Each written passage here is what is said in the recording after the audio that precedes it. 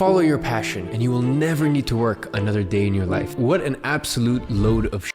This is genuinely one of the biggest lies told by self-help gurus out there. And in this video, I'm going to tell you the 3 reasons why following your passion will keep you poor. Now, I want to clarify something really quickly. LeBron James followed his passion. Drake followed his passion. Virgil Abloh followed his passion. Look, if you're an athlete, an artist, a designer, of course, follow your passion. But in all fairness, these people don't even fully follow their passion. They still have to dumb things down or conform to get the results that they want. To put it simply, they have to be practical about their craft in order to get the reach and results and sort of money that they want. And that brings us to the first reason why following your passion will keep you poor. And that is that successful people put practicality first. It's funny, whenever I charter a jet for a flight, I always ask the stewardess what the owner of the jet does for a living. And let me tell you something, they never say, oh, he started a fashion brand or he started a coffee shop. They tell me they have boring businesses and things like waste management, or that they started a software company that helps mortgage brokers. So let's really break this down. The owner of the $30 million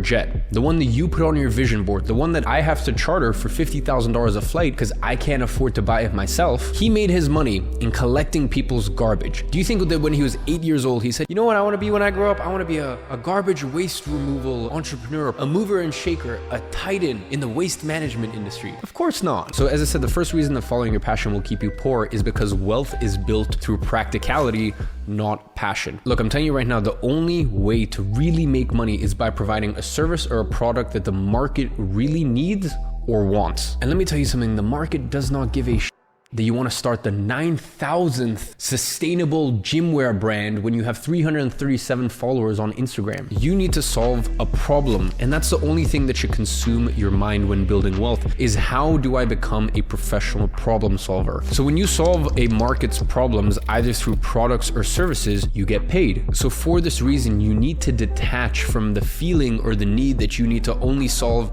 colorful problems and, problems that are airy-fairy and ladies and gentlemen, when I was 8 years old, do you really think everyone went around the room and went, I want to be an astronaut when I grow up, I want to be a footballer? And I said, yeah, so when I grow up, I want to have an advertising agency, and then from there I want to start an e-learning platform, and then I want to start a software company for agency owners. Do you think I really said that at the age of 8 years old? No. And by the way, that also doesn't mean that I don't wake up and I'm excited to work. My work is more meaningful to me than anything else on earth, but I'm not particularly passionate about it. Like, I'll be honest, I didn't start a software company for agency owners because I'm like, I'm really gonna change the world. No, I saw a problem, I saw a gap in the market, and I knew, quite frankly, I could make multiple tens, even multiple of hundreds of millions of dollars, especially just because of the way that software companies are valued, as well as, the way we set it up. It's a very easily sellable business. So yes, you need to focus on being practical, but you also need to focus on solving problems in accordance to your skill set. But in business, emotions make you weak. You need to look at things with logic. You need to avoid having rose-tinted glasses when you are making business decisions. So when you start a passion business, emotions will be your biggest Achilles heel. If you've ever spoken to someone who started a sort of passion business, you'll notice that a lot of time they live in their own world. They don't actually use logic. They don't look at, the market, how the market's responding to their product and this and that. A lot of times they just throw their hands up and say,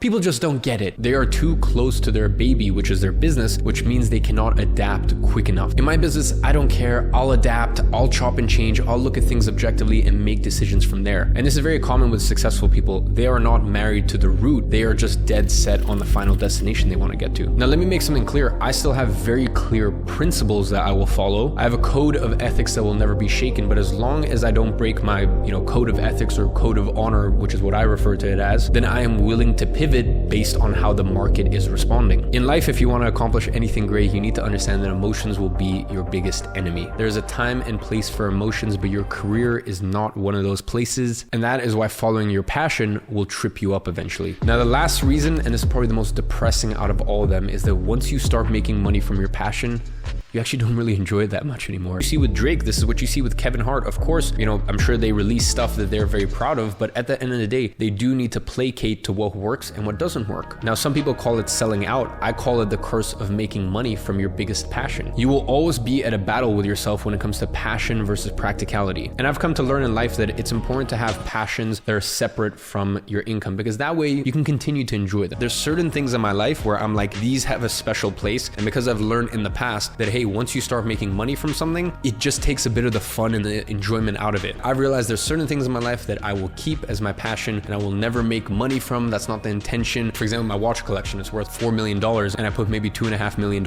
in. So if I make money, great. But the point is there should be these things in your life which are just, they're kind of sacred in a way. So that is why I believe you should separate your passion with your main source of income.